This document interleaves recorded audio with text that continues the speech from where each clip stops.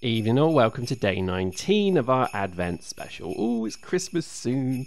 So, with that in mind, we have a game for you today that I think many of you will know, but some of you may even be too young to even remember. It's Doom 2! This is a game that, quite frankly, changed the world. And I start with a very grand statement such as this, because it did, and let's explain why. This game was, quite frankly, a phenomena. And let me explain certainly where it perhaps came from. Obviously, there's many of you will know that there is a company called ID. And ID, or ID, as people used to call them, were a phenomenally good developer, a talented developer who created Wolfenstein, which was, I guess, the genesis of this game. Again, at this particular time, PC gaming was not really that good. In fact, I'm being polite, it was awful. And a lot of games on the PC were just, quite frankly, awful, kind of weird mashups of I guess, not really people understanding the technology, etc. None of it was very good, none of it was very scary, and it was all a little bit poo, to be honest. And then all of a sudden, Doom came out of nowhere. Now, I am actually playing Doom 2 because of that. I love this shotgun. If there's a double-barrel shotgun to be had in any game, I'm getting it. I love this thing. There's something very arousing about shooting people with a double-barrel shotgun. And I think certainly Doom 2, to me, just had a bit more kind of scale and scope, a few more enemies, that kind of thing. But let's analyze where Doom came from. Doom obviously was the brainchild of a small group of people at ID who wanted to create a kind of third-person game, a third-person, first-person shooter-style game, and you know, being kind of big purveyors of heavy metal influence, that kind of dragged their kind of consciousness all the way over that, like a bag of spanners over a gravel path. And this is what created the wonders of Doom. And to be quite honest with you, Doom, I think, really did come out of nowhere. From the time the games of, you know, PC game was very I want to say twee, but it's probably wrong. So, you know, really Doom, I think, brought about a whole new kind of genesis of first-person shooters. And you can almost record in most modern games since Doom its influence in some way or another. And I think, you know, just every game having a shotgun is a big kind of lend to this game. You see a lot of kind of fond, you know, tributes to this game also. So, you know, a really good one. My personal experience with Doom was as a floppy-haired young teenager. In fact, probably younger. I think I was not even a teenager at the time. But I was young. And I think the first Doom we ever saw came on a disc. 3.5-inch floppy disk. And those were the floppy disks that weren't floppy. And it just bemuses me that there are people who watch this channel who probably have no idea what a floppy disk is. They can't imagine that literally, but way back when we didn't have mobile phones, we would have to go and carry 10p on us and go and make calls at a phone box. And a phone box was something that was at the side of the road that was like a telephone linked to a big metal box that people would go and urinate in and tramps would sleep in. It was a really weird time, seriously. But I tell you what, it was a better time, god damn it, because at least nobody could ring you. And I think, you know, as technology obviously developed, this game moved to CD, and I think that's sort of where I first remember it. I vaguely remember my first, and again, the reason it's on the advent calendar, I should have mentioned that before blabbering on about myself, was this was the first multiplayer game I ever played, ever played. I was at, I think, Bradford University. Ooh. And I had a mate of mine who was doing a nursing degree, great guy called Paul Simpson, really nice chap. And he and I managed to secret a copy of Doom into the technology lab, and we basically loaded up two versions of it, and somehow, couldn't even tell you how we did it now, we managed to get into a co-op game. And from that point forward, I was forever hooked, and literally that was the genesis of my online gaming. So this is why this game has a particularly high position in our advent calendar, because it is just that good. I think, you know, just at the time as well, it did have a bit of horror behind it. There was something quite scary about finding a revenant who's got open ground ready to attack you. And if you don't know what one of them is, you'll see. If there was something very scary about that kind of sound of monsters shuffling around behind the doors, and it's like, well, where are they going? I loved it. I thought it was just an absolute dream of a game. And Doom 1 was good, but Doom 2 was the game that I fell in love with. And I think it was because, in essence, this was all about the fact that, Doom was set in Phobos and Deimos, the moons of Mars. And you then, I think, end up in Hell, I think.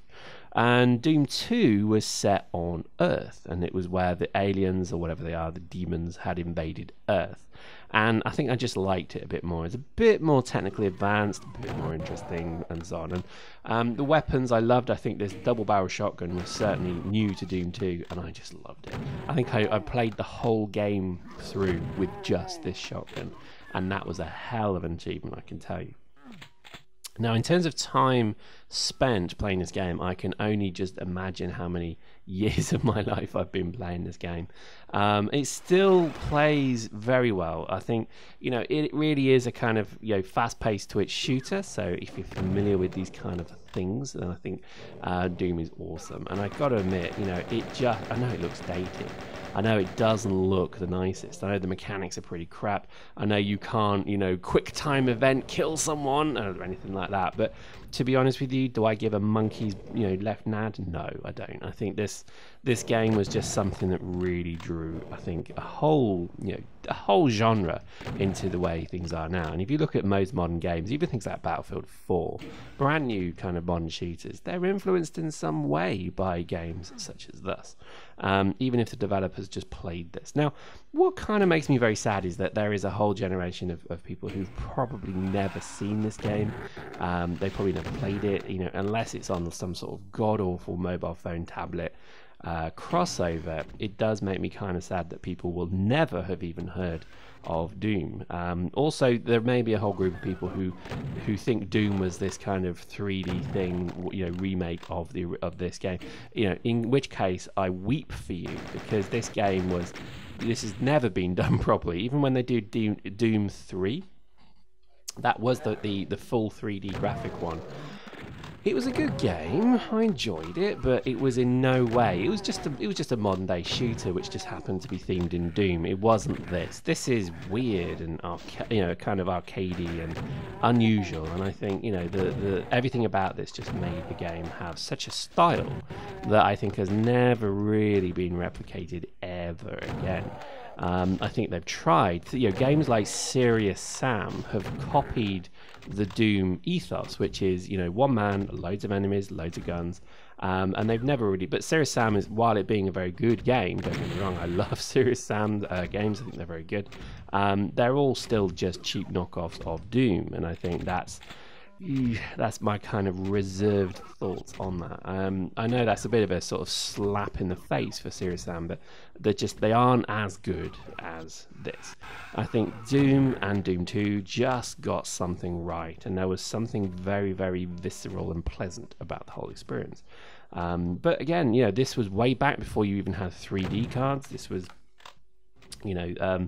this was literally, I think, even before I even bought a 3D card for my computer. I can't even remember now. But literally, there was none of that. And I think this made for a better game in a way, because obviously games had to be quite creative. Whereas once the technology started to get clever, they could just buy an engine. So you could buy an engine, usually the Unreal Bloody engine or the Crysis engine, Crytek. And then a whole game is created around that, which, it's nice, it's clever, it's fun, but I think sometimes it's cheating a little bit. You're just buying a mod for Crysis or similar. And I think sometimes it would be nice to see a bit more kind of, a few more companies trying to maybe build their own engines, because they may do something that's interesting, innovative, and different than before. But hey, we'll see. I think certainly Doom just had this kind of real feeling of, and you could tell it was a game that was going to succeed because it just had an effortless style about it, and the controls were good. I think the weapons were interesting, even though there's only 7 of them, well 8 actually. You know, it just had such a kind of cult feeling to it as well. So even before it even started, it still felt pretty amazing. The sounds were obviously what sold it for me, having this kind of very terrifying soundtrack. Never listened to it, the music on. I have no idea. The music was a bit blinky blonky for my liking, so I didn't bother with all that. But I was always quite impressed with certainly how the sound effects worked. I thought the sound effects were obviously very good, the sound of the guns. They did something, and let's talk about this. They did something that no other game, within reason, has really done since, was they made guns feel hella clunky and powerful and nice. This feeling when you reload that double barrel shotgun, line it up, and then pull the trigger, and all you hear is boom. It's like a really low bass tones, you know, explosion of brain and God knows what. I think that is kind of what made the whole thing spectacular. And I honestly can't think of a game within reason that has really replicated such incredibly good weapons. Do you know what I mean? I can't think of any. Post in the comments if you can think of any. I mean, I'm just thinking like some of the guns in the very first Call of Duty 3, so that's the first Modern Warfare game. Some are quite interesting, but I'm actually going to moderate that statement. Probably not, because they weren't great. But certainly, I think, you know, a lot of the time, you know, the thing that suffers is usually the feeling of uniqueness. And I think, you know, just having unusual guns is a rarity now. Everybody seems to want to kind of, you know, buy in a license for a gun. So, you know, I mean, literally when you play Battlefield 4 or Battlefield or Call of Duty, you're actually getting a very weird, messed up gun advert in your face, because all of the gun manufacturers, the actual manufacturers who purvey death and misery on millions, controversial, are the ones who actually pay for their gun to be featured. So, you know, having the Stayer AUG in the gun in a game is actually product placement. You know, it's not probably, it is product placement. And I don't know how you feel about that, but to be honest, part of me just thinks, it's a little bit hoary. I think sometimes it would be nice just to have a bit more imaginary guns, you know, something amusing. I think Dead Rising has always done this quite funny, because you could have like a flaming ice cream axe mounted shotgun. I kind of like stuff like that. And I think Doom particularly got this right, like with the BFG, the big effing gun, the plasma rifle, the missile launcher, all of them, you know, and it just had an effortless style about them. So, you know, I think there was something quite endearing about it that I think today we don't really have anymore.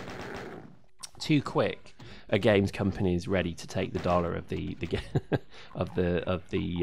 arms companies, because they could then feature under license a particular gun. And I know people like that, because obviously then you can go and buy the gun and shoot it at kind of, you know, small woodland critters and things like that. If you want to do that, all power to you. Couldn't give a shit. I think you know, but I think sometimes it's nice to have, you know, the Zappinator, and it's just some made up gun that's really funny and stupid. So, you know, I think games like, I mean, certainly New Vegas, Fallout New Vegas did this, because, you know, instead of showing the Berlinetti 50 caliber sniper rifle, they actually just literally put it as an anti-material rifle. So I just thought, oh, good on you. And I quite like that. But I think, you know, it amazes me that people just immediately then mod. In fact, that's a good point. The Counter-Strike was the first instance I ever had of the M4A1, which is, I guess, a kind of M16-esque kind of shorter tactical, I guess, machine gun, you know, rifle thing.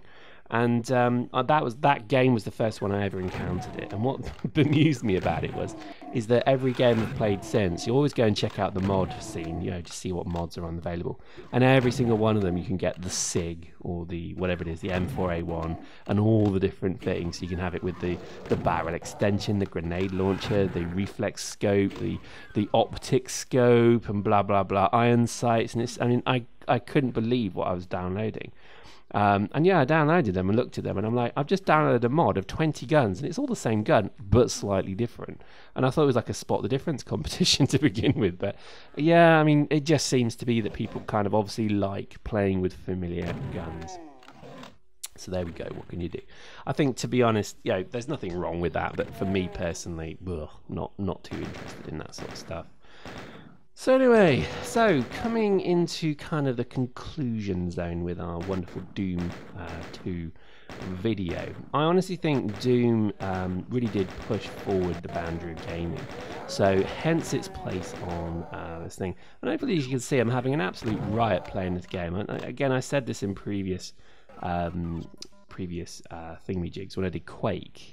For this advent calendar. What surprised me about Quake was actually how fun it was feeling like a superhero, having this kind of superhuman ability to run around corners and shoot people in the face. And I think, again, games seem to have forgotten that now. I think a lot of, because of multiplayer online, gaming people obviously you can't have 20 heroes. I mean, if you've ever seen sort of, what was it, Star Wars Online or whatever it was called, and you had like 25 million Jedis and one Han Solo, I always thought that was funny, because it's like, what is the point? You know, why even give an option of a Jedi when everybody's going to be a fucking Jedi? So to me, it just made no sense that you would have that kind of mixture of the two.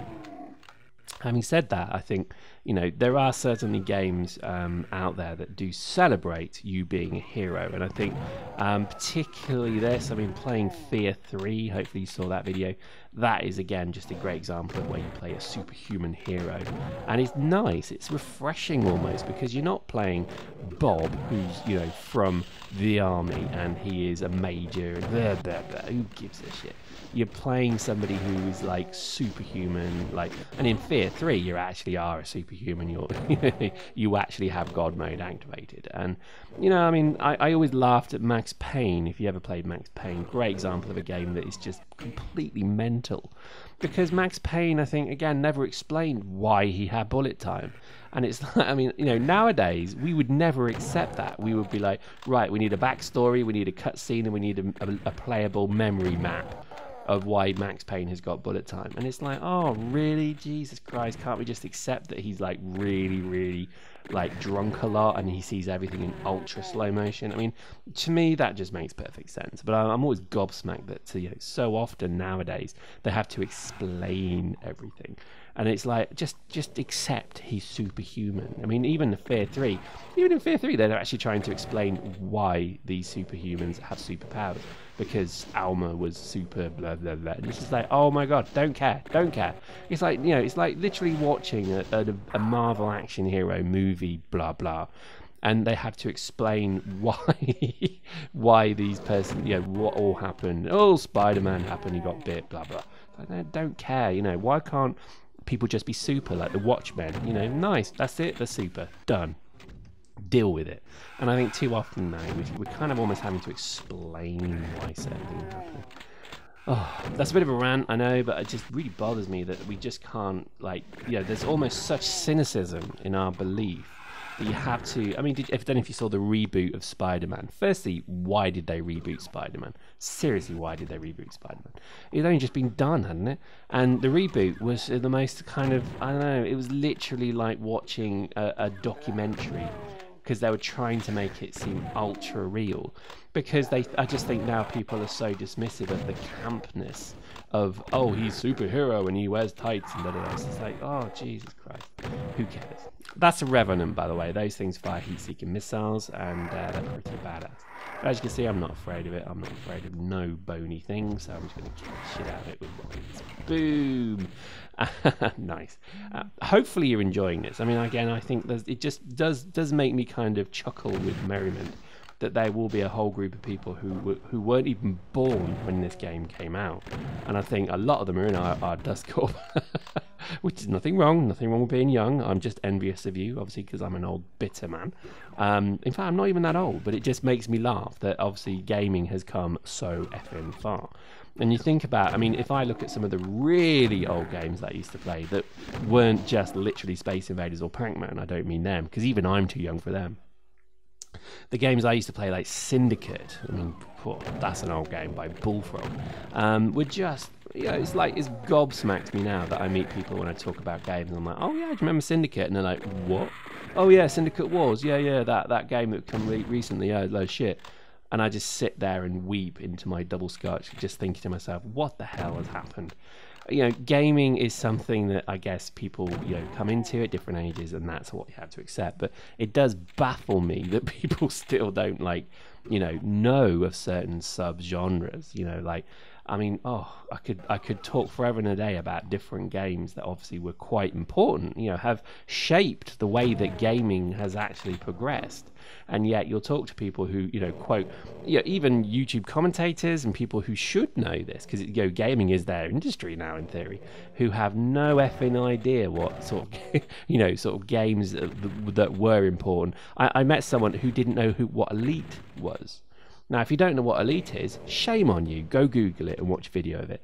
It is the most amazing game ever made. It is literally why Dust and Eve and all of these games exist now, because it was an amazing kind of, whole universe. It literally was Eve 1.0. And quite frankly, if you are a fan of Dust and Eve and you don't know what Elite is, then I am disgusted with you and I turn my back upon you, because it was just so important to the whole genesis of Eve and Dust. And many more. I mean, there's just a whole raft of games that I think people just don't see really, and I think this is just through volume as well. As the volume of games increase and it gets more and more, it's just obviously getting to the point where you can't all know everything. So I shouldn't be too harsh upon you, but I just think amazingly, it just does baffle me when sort of certain games just completely blank. People have never heard of them, no idea what they are. I think it's kind of sad in a way as well, because obviously gaming has been such a kind of central part of my life, and I think certainly my experiences have been sculpted and molded by it. So the thought that people have never heard of Syndicate or Dwarf Fortress is another one. I mean, God, that is a game and a half. If you love management games and you're a bit of a nerd, obviously like I am, then quite frankly, Dwarf Fortress is literally the best game in the world. Yet I'm meeting people and I talk to people who've never heard of it. And when you tell them it's an ASCII code game, front blah blue, they just look at me like I've literally walked into the front room and shit on their carpet. It just, I'm baffled by why people are so surprised that obviously I play a game that looks like, a very badly configured stock inventory system from 20 years ago. But this is the thing, gaming is not about the best graphics and the best this and the best that. It is about what you are interested in. So there we go. Wow, 22 minutes of Doom. How about that then? I know I didn't include a BFG, but hey, another time. I couldn't be asked to find one. That was me done. I couldn't stand anymore. Literally 20 minutes of Doom. I'm done. So there we go. Hope you enjoyed that. I know that was a very lengthy rant about gaming, but it is a hobby, and I think obviously you all have an interest in gaming, so I think always make sure that you're informed on the older stuff, because the older stuff, it certainly gave spawn to the new stuff. Hope you enjoyed that. See you next time.